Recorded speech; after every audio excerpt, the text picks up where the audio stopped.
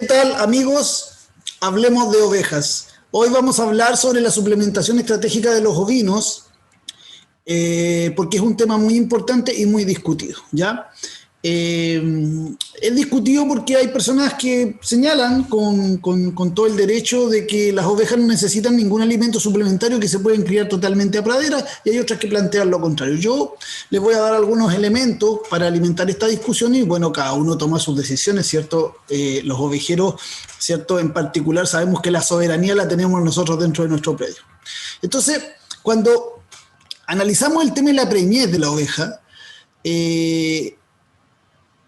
todos sabemos que en el rubro ovino el negocio gira en torno a la preñez de la oveja, ¿ya? El negocio ovino se basa en cuidar una hembra herbívora preñada cuando hay menos pasto, ¿ya? Las ovejas están preñadas en pleno invierno, ¿cierto? Dependiendo del país donde uno está y la zona donde uno está, ¿cierto? El invierno es más duro o menos duro, pero en invierno crece menos el pasto y en ese momento esta hembra está preñada, a veces de un cordero, a veces de dos, a veces de tres, ¿ya? Y por lo tanto tiene unos requerimientos alimentarios superiores a la media de su vida, de su año, y hay menos alimentos, ¿ya? Entonces el negocio nuestro se basa en ser capaz de gestionar ese fenómeno, ¿ya?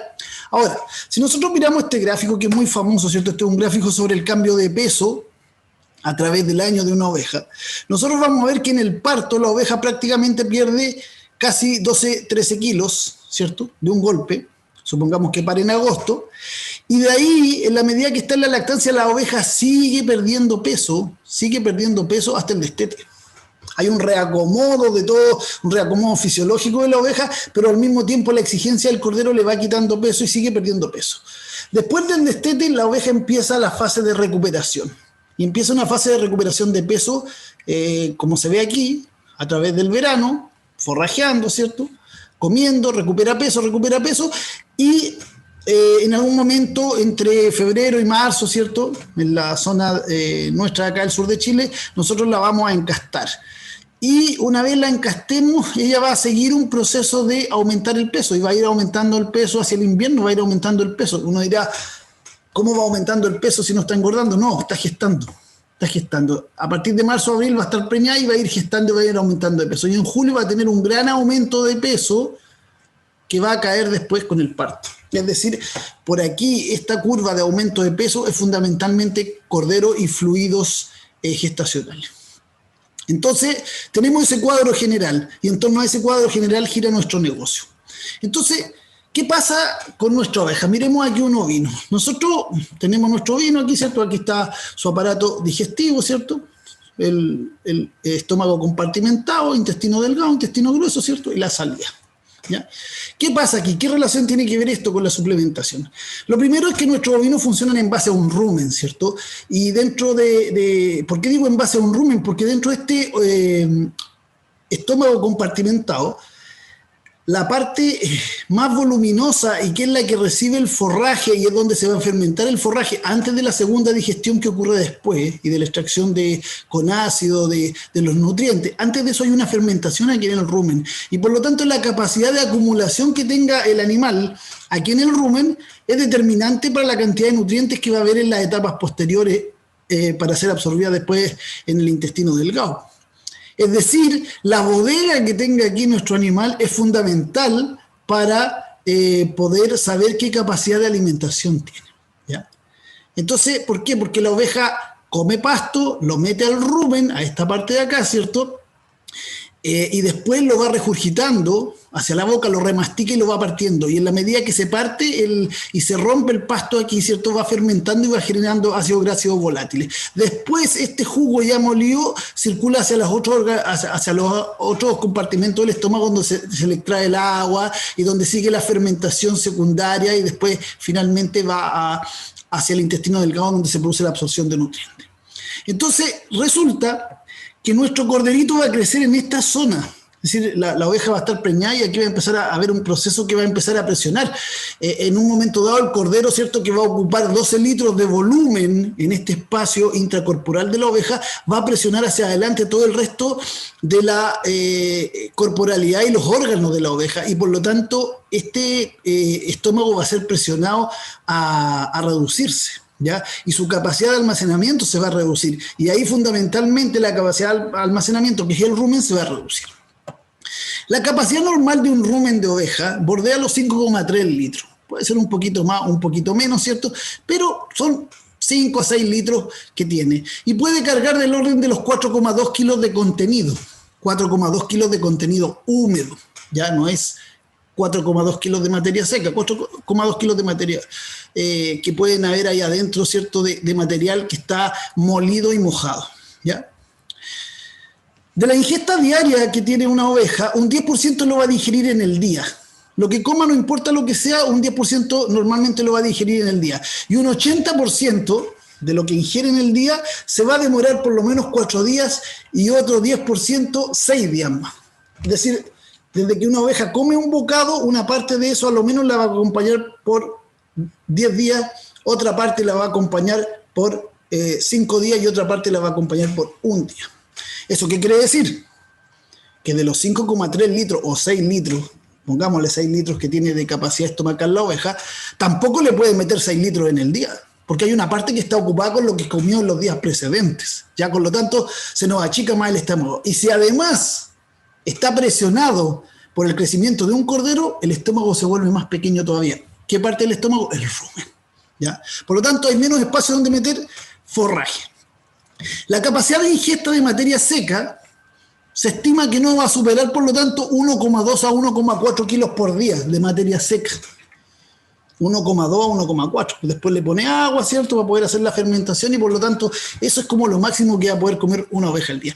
Y en ese 1,2 a 1,4 kilos de materia seca diaria tiene que encontrar todos los nutrientes, no solo para su funcionamiento, sino también para el crecimiento de ese cordero. Aquí está el dilema. Aquí empezamos a meternos en profundidad con el problema.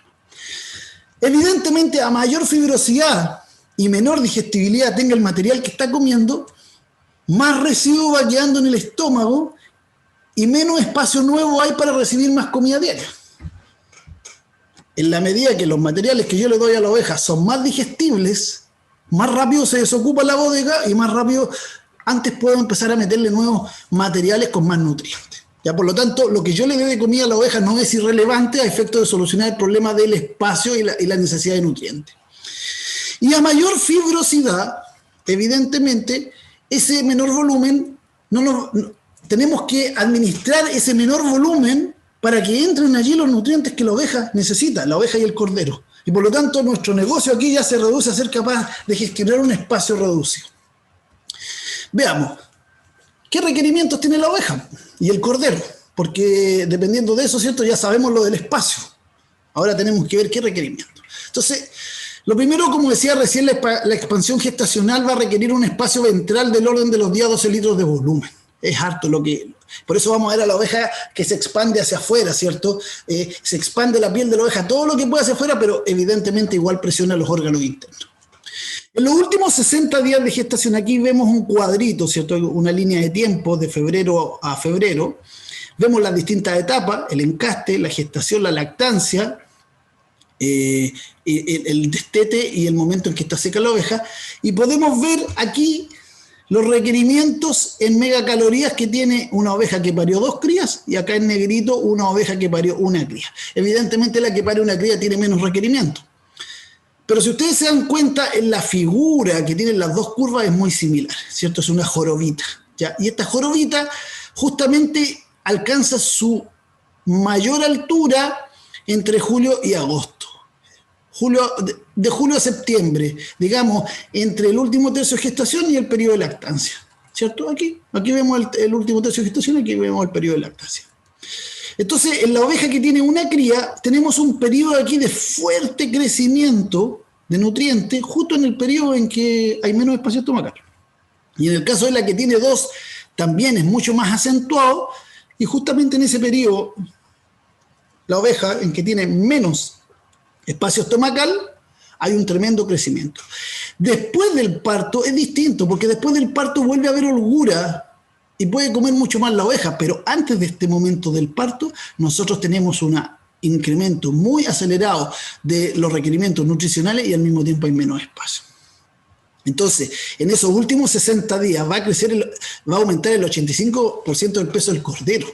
Si nosotros fallamos en esta etapa, vamos a tener corderos de bajo peso al nacimiento y por lo tanto altas probabilidades de mortalidad.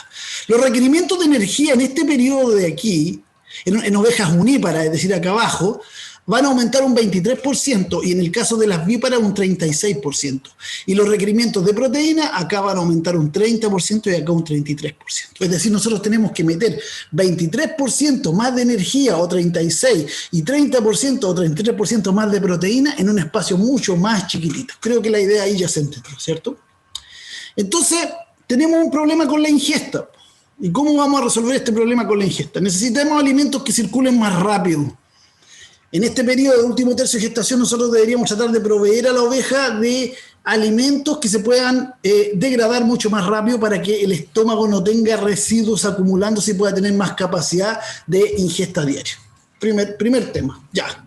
Veamos qué alimentos le podemos dar ahí. Segundo, necesitamos alimentos con menor relación volumen-contenido. Es decir, que en un pequeño espacio entren más nutrientes. ¿Cierto? Si yo pongo un fardo de paja, de trigo, por cada litro, por cada espacio que ocupa esa paja de trigo hay menos nutrientes que si pongo un saco de avena grano, ¿cierto? Entonces, pero además de tener alimentos que tengan más nutrientes por unidad de volumen, necesitamos una base de fibra para la digestión de la oveja porque la oveja es un rumiante. Y ese estómago compuesto que vimos nosotros funciona como biodigestor en la medida que tiene un mínimo de fibra. Si no tiene ese mínimo de fibra, se producen problemas de acidez y otras cosas, se mueren los microorganismos y se produce parálisis ruminal. Entonces, tenemos que asegurar un mínimo de fibra. Por lo tanto, el tema no está fácil porque igual vamos a tener que meter materiales fibrosos, ¿ya? En una proporción tal que entre la mayor cantidad de nutrientes posible, ajustándolo a los requerimientos de la oveja. Entonces, tenemos el problema de los 5 litros por un lado de espacio, del 1,2, 1,4 kilos de materia seca y tenemos los alimentos que tenemos. ¿Qué tenemos? Por ejemplo, paja de trigo, para una omnívora yo le tendría que dar 2,18 kilos. 2,18 kilos de paja de trigo son un montón de paja de trigo, mucho más que 6 litros. Hagan la prueba, ¿ya? Pesen 2,74 kilos, que es lo que necesitaría una oveja vípara y vean la cantidad de volumen que es. Eso es incapaz de comerlo una oveja. Por lo tanto, si le damos pura paja de trigo, la oveja va a ser incapaz de surtirse de los nutrientes necesarios para su gestación y va a tener efectos productivos adversos. Si nosotros usamos heno de pradera, como en este caso, heno de pradera malo, le puse aquí heno de pradera bueno, la diferencia es que el heno de pradera malo se va a requerir más volumen. El heno de pradera bueno, menos volumen. Lo mismo para la vípara. Y esa pequeña diferencia es muy importante cuando estamos aspirando a poder usar solo 1,2, 1,4 kilos de algo, ¿ya?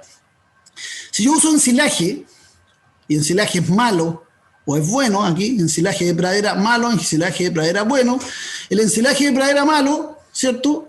Se requiere mucho más que el ensilaje de pradera bueno, pero ya estamos en 1,53.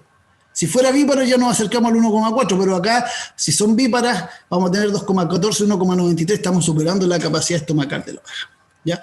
Pero cuando yo me meto con los granos, y esto es lo que va a pasar con los concentrados, ¿cierto? En los granos, efectivamente, las cantidades de grano que tienen los nutrientes que la oveja necesita calzan bastante bien con la capacidad estomacal. El tema es que no le podemos dar puros granos, ¿ya? Entonces, es esa la razón por la cual nosotros tenemos que hacer concentrados y hacer una ración que tenga una cantidad de concentrado y una cantidad de forraje. La ración es fundamental para ese periodo, tal vez no para el resto del año. El resto del año, sistema pastoreo, la oveja elige, qué sé yo, pero en este periodo, último tercio de gestación, es fundamental para que nuestro negocio ande bien, ¿ya? Bueno, querido amigo, aquí en Hablemos de Ovejas esperamos que este video le haya sido de utilidad.